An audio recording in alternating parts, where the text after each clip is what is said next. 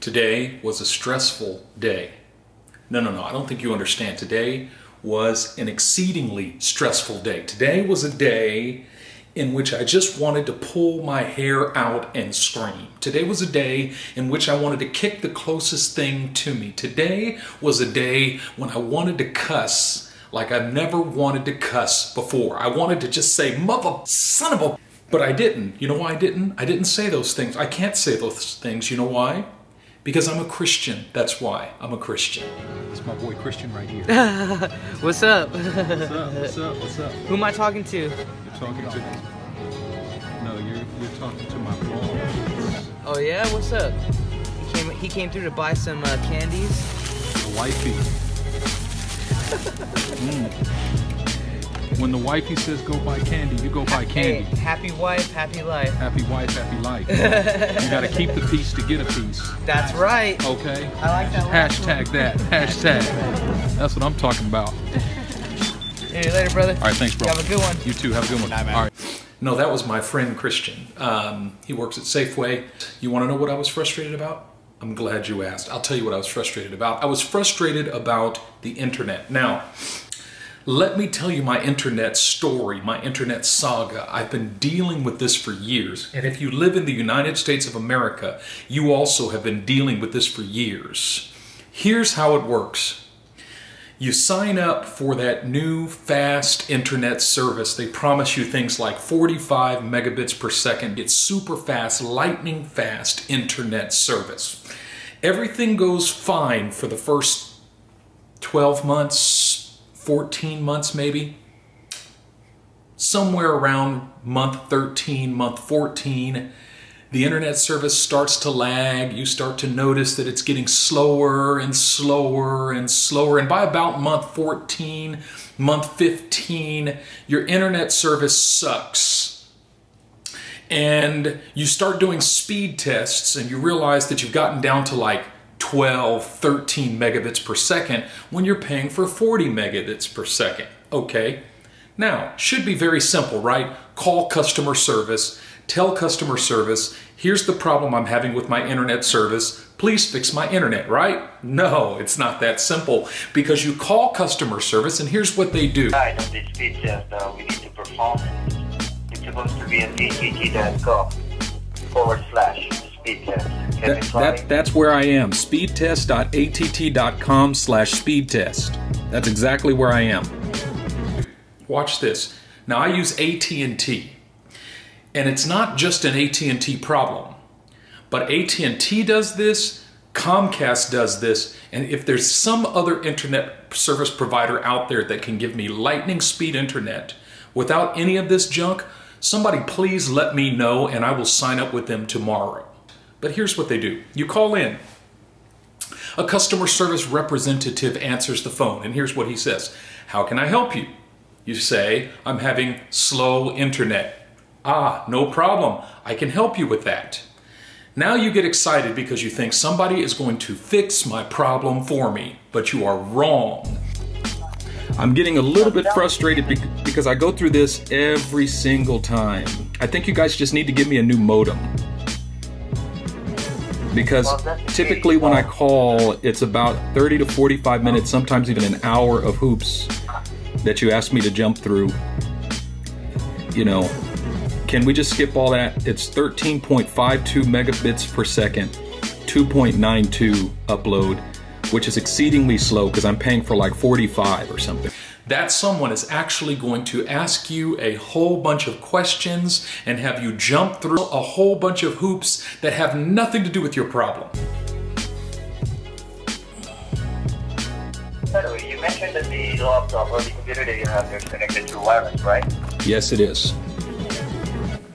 And do you have a spare cable there? No, I don't. So we can try wired connection? I don't.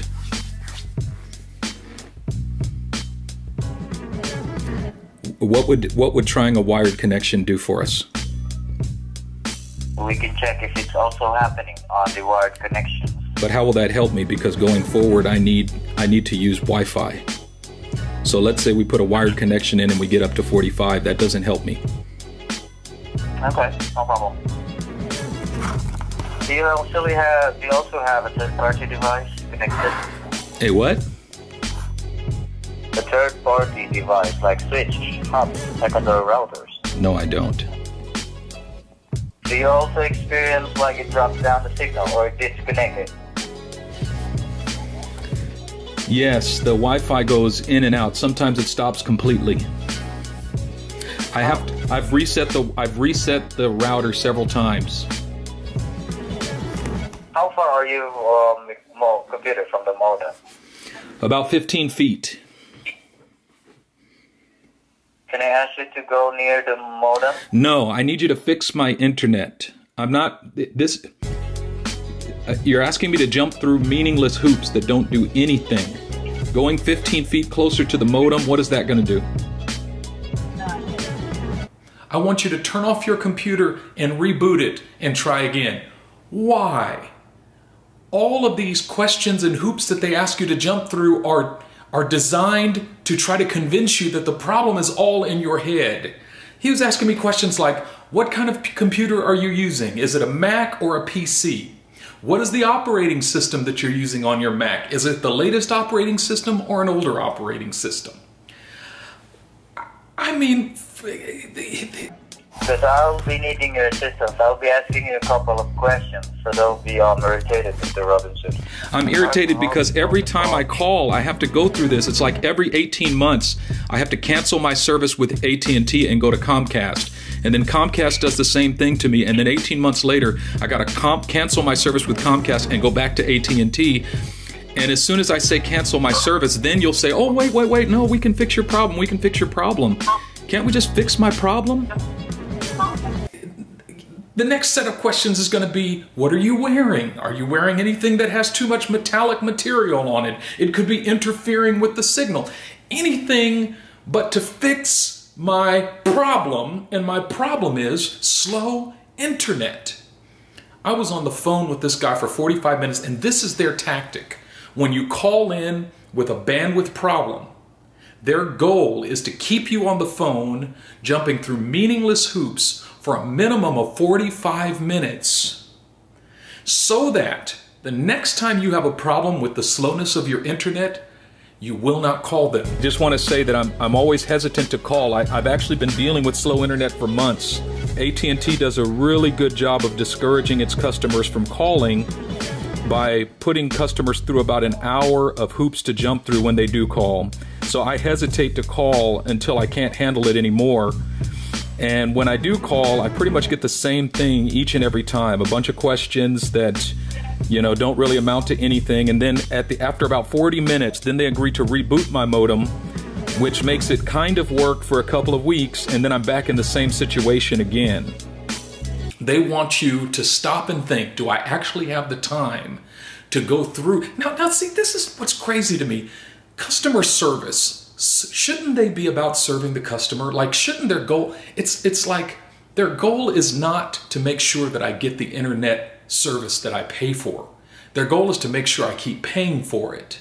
What I've tended to do is, so I cancel my service and I go back to AT&T. And then 16 months later, I go through the same thing with AT&T. And so I cancel my service and I go back to Comcast, and I keep going back and forth, back and forth, back and forth, and it stresses me out. Every time I spend an hour on the phone with a customer service representative, I feel like I'm going to have a heart attack and die. I spent too many minutes of my life today dealing with that issue, and I was so stressed out. I was so overwhelmed, and I just felt horrible. I felt terrible. And finally, at about 7 p.m., I grabbed my camera, I went to my wife, and I said, I need to go out for about an hour and a half. I need to shoot some footage. She said, you go do that. And what did I do? I went and did some art therapy. I went and set up my tripod, my Canon 5D Mark II, set up on the side of the freeway, and I took about 120 long exposure shots of the cars coming by on the freeway, and I created this time lapse.